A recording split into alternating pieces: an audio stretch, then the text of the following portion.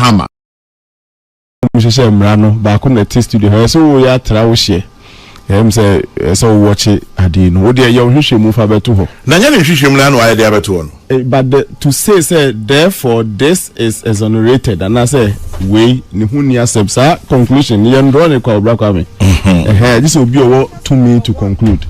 In fact, my name Dr. Bia or a specialist in kidney. Okay. So who are they for crane be a fat respiratory who then there's also called medical school Ibia. But to need the authority to pronounce on respiratory, I tell you, or catch yourself as I go to a specialist of Adi, media kidney, well pronouncing the judgment on that respiratory in the Isoko who maybe a Professor Igan and now you know what we should call. My first advice is senior OSP show me no authority to pronounce I am pronounce it. Present your findings and leave the conclusions to court. But to stand on and say because of that we has committed no crime or you see no crime or then that statement them mankind from graphic so therefore now kind or say therefore it seems that Samuel Adams Mahama or Samuel Adam Mahama or Samuel Foster's airbus intermediary role at the time his brother served as the vice president of Ghana was a case of luckless coincidence that attracted the disapproval of the UK and US authorities. Chairman General, that statement the reserve of judges after when it seems it seems and then even the courts are allowed to use the seems because of course they know say for every conclusion there may be other factors that was not considered in that case. No case can consider all the factors possible, and even judicial statements sometimes they make it look quite probable even though they will give consequential orders because of this A, B, C has been meted to you. My first observation no senior can send because they may the conclusions he drew but in the past wasn't your current government official one Ma Ora Martinamidu a special prosecutor? I think it was denied, right? It has been so any first person or disclosing who government official one is. Yes. Okay. Because in Kakuti ni Ray. Yeah, government official one by in na ya Nanka Mayura. I can say me you. Mammy said Ora Martin lady can you. Anyway, I'll cross check. Good. My first observation here, the legal breach. Now I'm saying, or why you be beyond the scope. He knows better. Maybe when he gets the next opportunity, he can correct some of these things we think. Number two, me feel say, and also, emremuno, shada nyefe because I mean the little law we have been taught to know. Na yes say, and penifo a child dear, in person will mudi in the say. Ubesi jina bia judicial decisions a key. Okay. Ratio decidendi. Lloyd Usia. Chairman General, you say a very key. And so kind of statement how you release in Ranwa or no did not want to rely on judicial decision. Muna moya lawyer for muna mocha ya there na mo say for conclusions to be drawn no. Judicial decisions, previous decisions on that matter or related matter or similar matter, a key. But Emrana ye or no didn't want to rely on okay Asia or say therefore I have not relied on the judicial decisions from the US and the UK as proof of culpability, especially when the said decision involved only airbus and had no bearing or whatsoever on former President Mahama or other persons interested in the investigation. Yeah, that I found quite strange. It's different from the Muchaya no senior. Because you say that decisions made by judges of the court relies heavily on previous decisions. So as at November 2020, 4 years ago, Martin Amidu Lituja said government official one a year opinion John Mahama. Okay. because na kwesi kase when the first time, but Martin Amiandu actually mentioned it in November 2020. But they have always denied. Anyway, good. Prof. Tasso. My second observation, no legal breach never first and second one. I think say Umbabe Chim Kakrama or he will not rely on judicial decision. For me, I find that quite strange. It's strange. And at the third point, I'm say me chena junisi so no ye meaning say whether fitting neko say ne be in previous adin courts ne de ye no a e de ankwa no ma ba any name na ma binti afidie onu abe any rulings on the office for na on court to be on court to be na oh it's because I say otimi yet say bia o wo ni nyina so I saw the same way court and from your office there won't pursue the same way be that would have been a better conclusion than to close the case in your own capacity. Inti ebia fitting na economy ni senior say obe din nsem ni nyina ho no mo na close case na obe clear ni nyina ho because the clearance will be done by a court properly constituted, but it looks like we are ko hoba kumenu bia we nya favorable judgment ni inti fitting na economy dey say ne or the bad na mo be dey tell no ava me ono ave closing the case until senior these are just three observations per media me hu we ni mo I think say mo na mo yempen for mo na mo ni mra no. Should we not put premium on judicial decisions again? And then number two, can you go beyond that scope of your law that established your office? And then the third one, will you still be going to court because it looks like you are starting to end cases in your office instead of preparing the case, send it to court? And then when you're interested, I know I say you want to discontinue it because why establishing any cause for further? The BBC would have been for me better. But Chairman, assembling in an say.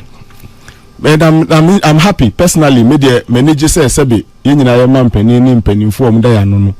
Baba say omuhu esane. But near me person ye establishing say asemno enhye dan fa Ghana ho saa. Enti Ghana enhye there ni conclusion right no.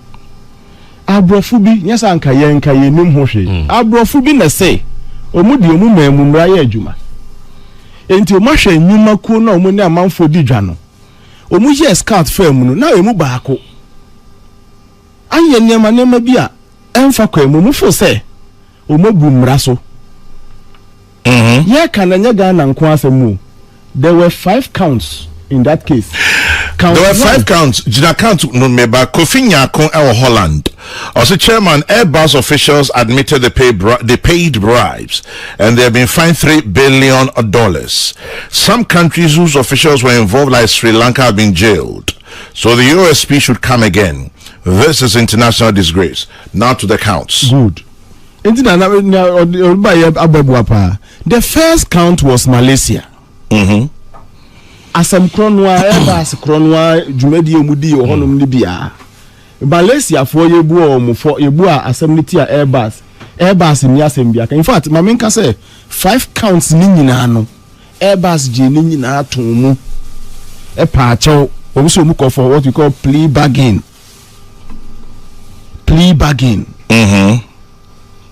Deferred prosecution agreement I suffer in a corporate plea bargain. And now in fact they did so to avoid criminal prosecution. Okay. One the stable court do so much. Now I'm was man yet in yen to also part 2 because sabi wajiatum.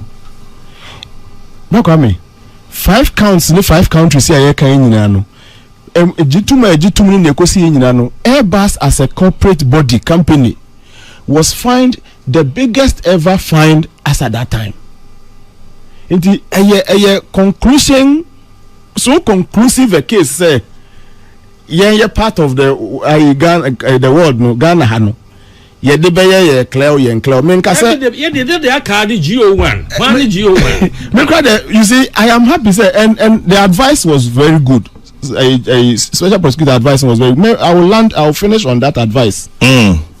But media manager say your man penny sabio you say okay. But special prosecutor problem me want to say assembly ye di when the court was properly constituted in UK, France and US no. Ni ebe we ye ne say I can send you the full judgment or copy will be so. Enya is a properly established judgment. Oh no, ni senya judge for Chromu Adi. Proper. Yeah, the fine that was given to Airbus was the biggest ever as at that time. Company baako asabi obo bra pay not 3.9 billion fine. Nende na say enye case a ye de ti hade di agro ni bi. And so it happened. Say omuma ji atumu a Ghana de ewom over 5 million pounds and that's 3 million pounds a omutu etu ade ma Ghana officials and it was not paid to C4 consultant for. Who are the intermediaries? To say OSP the Jumedi and Kasane say when you move for the Pankujina as a Nibia. I said me a year airbus, I said me that way.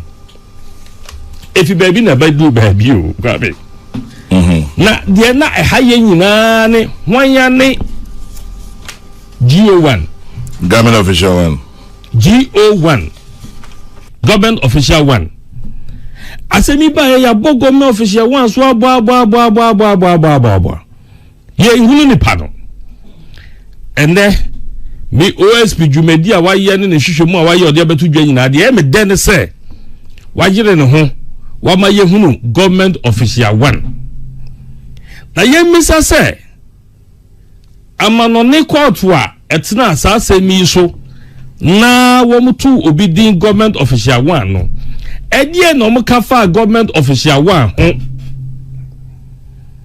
e die asem no mo ka fa government official 1 e no ye court of competent jurisdiction. Bruni Casano no. I can remember the Becca as a Nibia. Yajatum say way as a Nibia, dear Samoa. That's Samoa would you know. Yajitum. Sasembe no mom kafa. GO1 government official 1. I don't hear Sama here. Etimino OSP. Obin Chen said the Juma. The scope of work send your Bruni Canon. Send your Yana Juma farm money at Dinano. Odwan or she said, Nadia. Ni scope no was why yama. Well, who say Nipa or ye GO1 any Yera Mahama. What body didn't say Yera Mahama ni GO1 government official 1. Nemo modo dear where yan only Bibia yen as was say none who born Sassamum. Or say. Enyasa or say in so be any ho say or ye dream or je ademudie ketasi shibia enfa na san okano and I make say asaman mo say ne hu mo asem ne hu asem mu bio but en mo asem nim ade bon asem nim ne corruption ne ketasi she na ju we yi na film say onya nyina so bia exactly OSP onya nyina so court no a edi asam na ma GO1 edi beto di ebeto dwado court no ka asan eno na me pese ye hwehwem ye di kan medical establish say OSP no onye judge onye obi a wo ka say asemi ehun nia nyina so bi edimu an ye mongu a na eno ano no obi fufo timi tam asem no ekọ eye hwehwemu nya to so mienu Yewra Mahama ne onya kwantina akonya so as vice president